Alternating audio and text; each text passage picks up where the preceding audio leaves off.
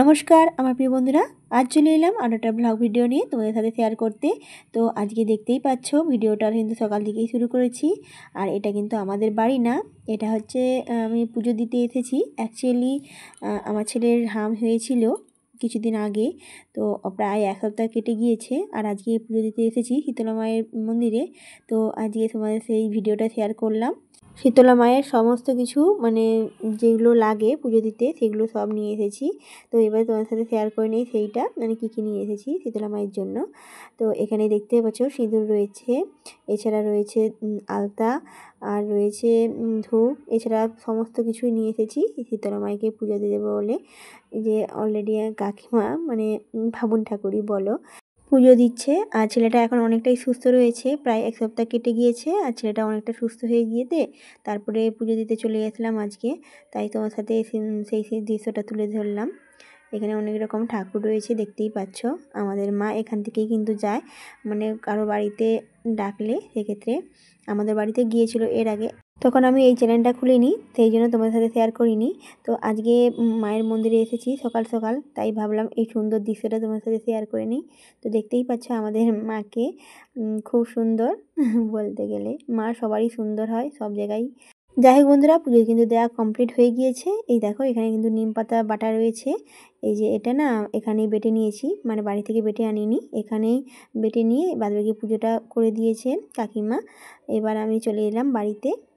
তো অলরেডি দেখো বন্ধুরা, সকাল সকাল কিন্তু চাউমিনটাও করে নিচ্ছি। পুজো যেহেতু মানে ঠাকুর মন্দির সামনে ছিল, আমাদের একটু বাড়ি থেকে একটু যেতে হয়, প্রায় 15 মিনিটের কাছাকাছি। তো সেখান থেকে পুজো দিয়ে আসার পর তারপরে ছেলের জন্য চাউমিন করছি। মানে সকালবেলা উঠেই ছেলেটা বায়না ধরছে আমাকে চাউমিন করে দাও, তাই সকালবেলা খাবার না করেই আমাকে চলে যেতে হয়েছিল পুজো দিতে। তো অলরেডি এসে আমি ছেলেটার জন্য চাউমিনটা বানিয়ে দিচ্ছি। তাই সকালবেলায় টিফিনটা কিন্তু এটাই করেছি আজকে। তবে এই চাউমিনে কোনো ডিম টিম রাখিনি, যেহেতু পুজো দিয়ে এসেছি না, সেই জন্য আমি মানে সিম্পলি করেছি। কয়েকটা কুঁদরি ছিল, এছাড়া আলু দিয়েই শুধু করে ফেলেছি। ছেলেটাকে বলেছিলাম যে আজকে কিছু তেমন খেতে নেই, তো ছেলেটা কথাই শুনছে না, বলে না আমাকে চাউমিন এমনি করে দাও। তো অলরেডি আমি এমনিই করে দিয়েছি সাদামাটাভাবে। তো কেমন লাগছে আমি বলবো না, তোমরা এইভাবে রান্না করো, কারণ আজকে আমি মোটামুটি মানে খুব একটা ভালোভাবে করিনি। তো ছেলে খেয়ে নিয়েছে, দেখতেই পাচ্ছ এই যে প্লেটে করে মানে বাটিয়ে করে সাজিয়ে দিয়েছি। আর এছাড়া করেছি সুজিটাও ছিল বাড়িতে, ছেলে এরকম হয়েছিল বলে সুজিটা নিয়ে এসেছিলাম। যেহেতু মানে এই অসুখ হচ্ছে মানে রস প্রচুর, সেই ক্ষেত্রে সুজি করেছি, এই শুকনো খাবারটা একটু বেশি দিতে হয়। সুজিটাও ছিল, তাই ভাবলাম শুধুমাত্র চাউমিন করবো কেন, একটু সুজিটাও করে ফেলি। তাই সকালের টিফিনে কিন্তু এই সুজিটাও রয়েছে। তো অলরেডি আমি দুটো রেসিপি আজ সকালবেলা শেয়ার করলাম। এবার আমরা চলে যাবো দুপুরের রেসিপিতে। আর তার আগে এই সুজিগুলোকে তুলে নিই, ছেলেটাকে দিয়ে দিয়ে দিই, তারপরে দুপুরের রেসিপিতে তোমাদের সাথে শেয়ার করব। তো দেখো বন্ধুরা, আমরা চলে এলাম দুপুরের রেসিপিতে। আর যেহেতু মানে পুজো দিয়ে এসেছি, সেই ক্ষেত্রে কিন্তু মাছ টাছ কোনো কিছুই করিনি। শশাটা ছিল, এ সময় শশাটা বেশ উপকার, বিশেষ করে ছেলের জন্যই শশাটা নিয়ে এসেছি। কারণ এই সময় শশাটা কাঁচকলা মানে শুকনো খাবার হলে এগুলো বেশ আমের পক্ষে খুব ভালো, সেই জন্য। তো অলরেডি আমি রেসিপিটা শুরু করে দিয়েছি। তো দেখতেই পাচ্ছ এটা পেঁয়াজ দিয়ে ভেজে তারপরে কিন্তু আমি একদম সিম্পলভাবেই রান্না করব, কারণ খুব বেশি তেল মশলা দিয়ে রান্না করব না এই সময়। ছেলে একটু অলরেডি একটু সুস্থ হয়েছে আগের থেকে, সেক্ষেত্রে আমি যেমন হালকা পাতলাভাবে রান্নাটা করছি। আর এই সময় এই হামের সময় সজনাটা তো খুবই উপকার, তোমরা অনেকেই জানো। তো অলরেডি কাঁচকলাটাও দিয়েছি, কারণ কাঁচকলাটা দিলে বেশ বলে রস টানে। এই সময় তো হাম মানে তো প্রচণ্ড রস, যেটুকুন আমি শুনলাম। তো দেখো বন্ধুরা, সমস্ত কিছু ভালোভাবে কিন্তু ভাজা হয়ে গিয়েছে। এবার সবজিগুলো দিয়ে দেবো একসঙ্গেই, আমি কিন্তু সব একসঙ্গেই তুলে দিয়েছি। আজকে ডাঁটাটা আলাদাভাবে নাড়াচাড়া করিনি, যেহেতু সমস্ত সবজি নাড়তে হবে, সেক্ষেত্রে আমি সমস্ত সবজি একসঙ্গেই দিয়ে দিয়েছি। এবার একটু নাড়াচাড়া করে পরিমাণ নুন এবং হলুদ গুঁড়ো দিয়ে দেবো। তারপরে আমি কিছুক্ষণ নাড়াচাড়া করে একটু সেদ্ধ করে নেব। অলরেডি সবজিগুলো একটু ভালোভাবে সেদ্ধ হয়ে গেলে কাঁচা ভাবটা মানে কাঁচা ফ্লেভারটা থাকবে না, সুন্দর হবে। তো অলরেডি আমি নিরামিষভাবেই সেরকমভাবে রান্নাটা করেছি।